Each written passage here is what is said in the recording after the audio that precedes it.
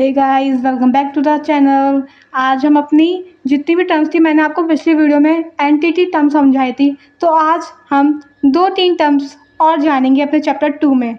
हालांकि मैंने आपको मेरी फर्स्ट जो वीडियो थी जो चैप्टर 2 पे थी, वो मैंने उसमें आपको सारी मोस्ट ऑफ द टर्म्स बता चुकी हूँ, मगर कुछ टर्म्स ऐसी हैं जो मैंने नहीं बताई थी और उन्हें मैंने शॉर्ट वीडियोज़ में कन्वर्ट करके भेजा है ताकि आपको इजी टू अंडरस्टैंड हो जाए और आप कम टाइम में ज़्यादा समझ पाओ, ज़्यादा पढ़ पाओ, ज़्यादा नॉलेज पा पाओ।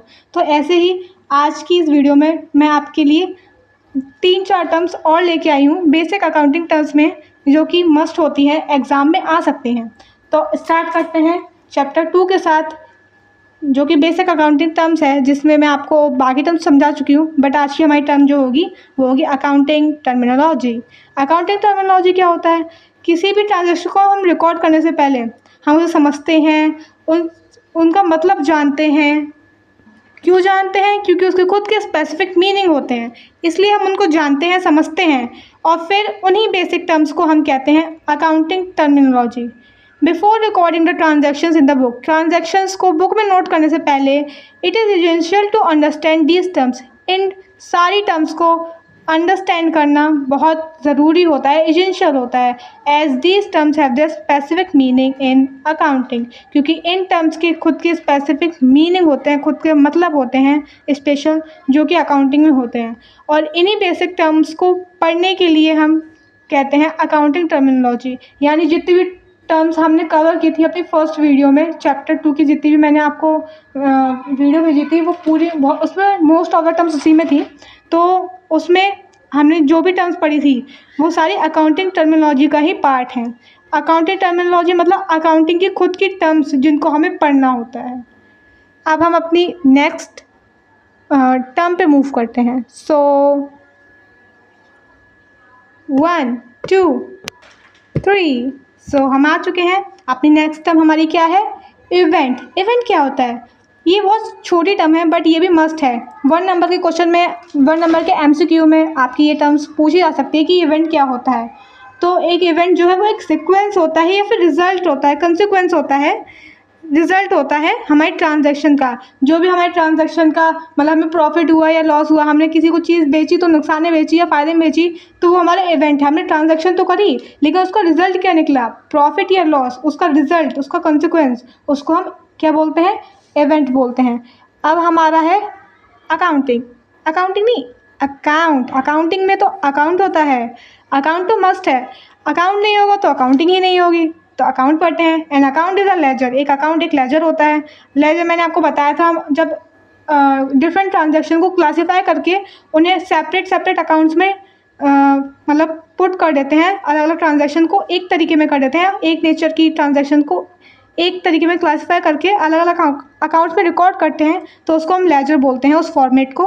तो एक अकाउंट एक तरीके का लेजर है जिसे रिकॉर्ड किया जाता है इन अ समराइज्ड फॉर्म, एक समराइज्ड फॉर्म में किया जाता है ऑफ ऑल द ट्रांजैक्शन, जितनी भी ट्रांजैक्शंस हैं that have taken place with the particular person और थिंग्स स्पेसिफाइड, जो कि एक पर्टिकुलर पर्सन के साथ या फिर कोई स्पेसिफाइड थिंग है उनके साथ हमारी जितनी भी ट्रांजैक्शंस हैं उनको हम समराइज्ड फॉर्म में लेजर के रूप में एक अकाउंट में रिकॉर्ड करते हैं, और उसी को हम बोलते हैं अकाउंट। अब हमारी नेक्स्ट टर्म और लास्ट टर्म है बिजनेस ट्रांजैक्शन। बिजनेस ट्रांजैक्शन हालांकि मैं आपको मेरी फर्स्ट वीडियो में एक्सप्लेन कर चुकी हूँ, इस चैप्टर की जो फर्स्ट वीडियो है उसमें मैं एक्सप्लेन कर चुकी हूँ, बट इसको भी मैंने सोचा कि क्यों ना इसको थोड़ा डिस्क्राइब और अच्छे से किया जाए, क्योंकि बिजनेस ट्रांजैक्शन ऐसी चीज़ है जो हर जगह पूछी जा सकती है। इसका कोई वो नहीं है, इसका क्वेश्चन हर बार आता ही आता है पेपर में, चाहे वो मिड टर्म हो चाहे फिर फाइनल हो। तो स्टार्ट करते हैं। Business transaction. Business transaction is an economic activity. ये एक ऐसी एक्टिविटी है, इकोनॉमिक एक्टिविटी है, जो कि बिजनेस में होती है, that changes its financial position. हर एक ट्रांजैक्शन बिजनेस की फाइनेंशियल पोजीशन को चेंज करती है। Whenever any business transaction takes place, जब भी कोई बिजनेस ट्रांजैक्शन होता है, it results in a change in the value of some of the assets, liabilities और कैपिटल। तो जब भी कोई ट्रांजैक्शन होता है तो या तो एसेट्स की वैल्यू चेंज होती है, या लायबिलिटीज़ की चेंज होती है, या कैपिटल की होती है। मतलब बिजनेस ट्रांजैक्शन जब भी होगा तो हमारी फाइनेंशियल पोजीशन भी चेंज होगी, और एसेट्स और लायबिलिटीज़ और कैपिटल इन तीनों की कुछ वैल्यू भी चेंज होगी।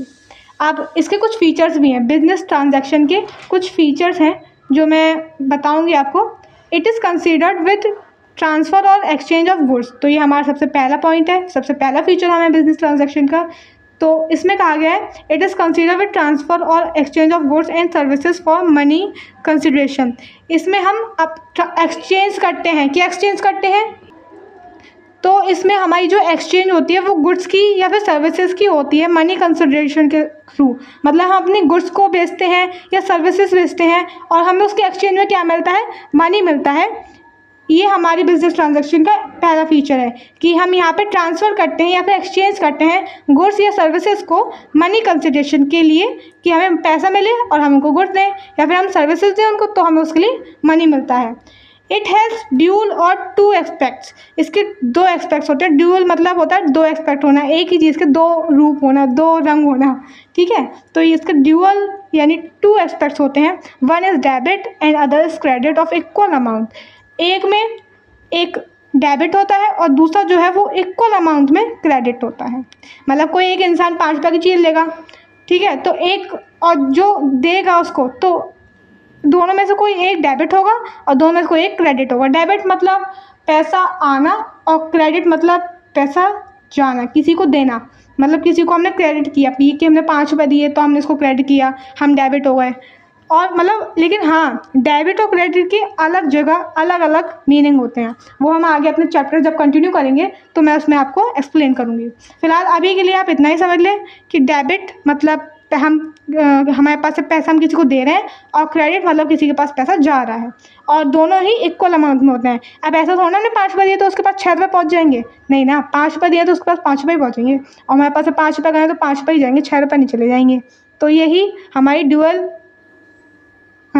एस्पेक्ट होते हैं, टू एस्पेक्ट होते हैं हमारे बिजनेस ट्रांजैक्शन के लिए।